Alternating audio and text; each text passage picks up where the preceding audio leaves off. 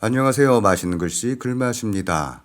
지난번 지금 현, 나타날 현에 대한 영상에서 구독자님께서 남기신 댓글입니다. 질문은 철학에서 표상과 현상을 말할 때 무에서 유로 나타나는 현, 발현의 현이 쓰인 것에 대해서 현상의 철학적 해석에 미루어 보면 밝아지는 나타날 현으로 써야 하는 것이 아니냐는 질문입니다. 우선 댓글 감사합니다. 수준이 날로 높아지고 있습니다.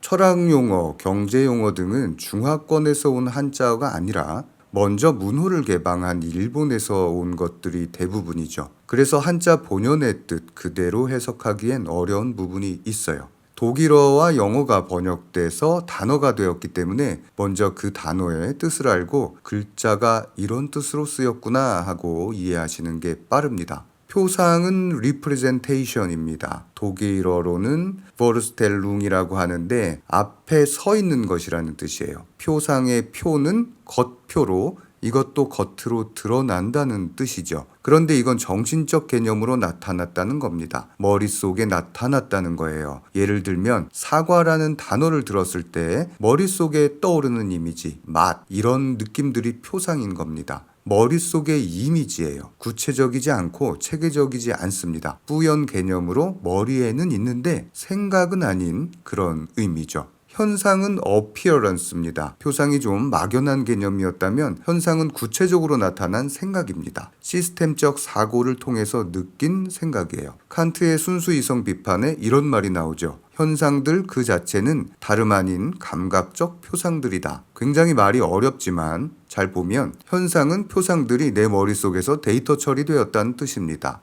즉 우리가 경험하는 현상이나 구체적인 생각들은 내 머릿속에 있는 데이터 처리 기관을 통해 구성된 표상들이라는 뜻입니다. 어떤 물체가 있다면 그건 내가 생각으로 만들어낸 것이지 물 자체, 즉 사물 자체의 본질은 알 수 없다는 거죠. 질문을 다시 보면 철학적 개념, 표상과 현상에서 현상은 모호했던 감각적인 느낌인 표상이 구체적인 생각, 현상이 되는 개념이니까 현재의 현이 아니라 나타날 현, 어둠에서 밝음으로 나타나는 현을 써야 하는 것이 아니냐는 질문이었습니다. 우선 첫 번째, 문의하신 글자 본연의 의미로 따지면 말씀하신 내용이 맞습니다. 그리고 두 번째, 표상과 현상의 설명에 하나 빠진 게 있는데요. 그게 바로 대상이라는 겁니다. 표상이든 현상이든 대상이 존재해야 한다는 기본 조건이 있어요. 그렇죠? 무엇인가 있어야 표상이 되든 현상이 되든 하는 겁니다. 그게 바로 대상입니다. 대상을 보고 느껴진 감각이 표상이고 현상이죠. 내가 존재하면서 어떤 사물은 대상이 됩니다. 내 관점, 생각이 없으면 그 사물은 물 자체, 즉 아무 생각이 가미되지 않은 사물의 본질인 것이죠. 이렇게 표상과 현상은 대상이 존재하는 조건 하에 있는 철학적 개념이에요. 대상은 나타납니다. 그리고 우리 의식이나 경험 속에서 표상이 되죠. 대상이 나타났다는 것에 중점을 둔 게 바로 현상입니다. 머릿속의 개념이 뚜렷해져서 현상이라고 부르는 게 아니고 나타난 대상을 구체적으로 생각한다는 경험, 체험에 방점을 둔 것이에요. 그래서 없던 대상이 나타났다는 의미에서 지금 현이라는 나타날 현을 쓴 거죠.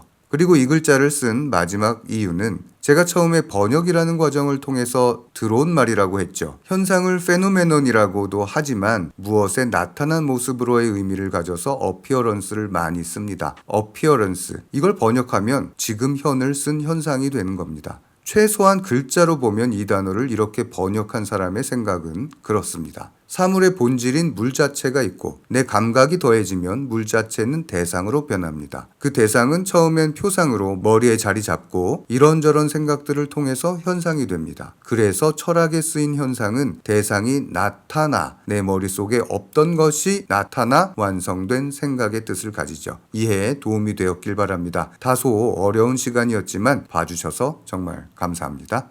맛있는 글씨 글맛입니다.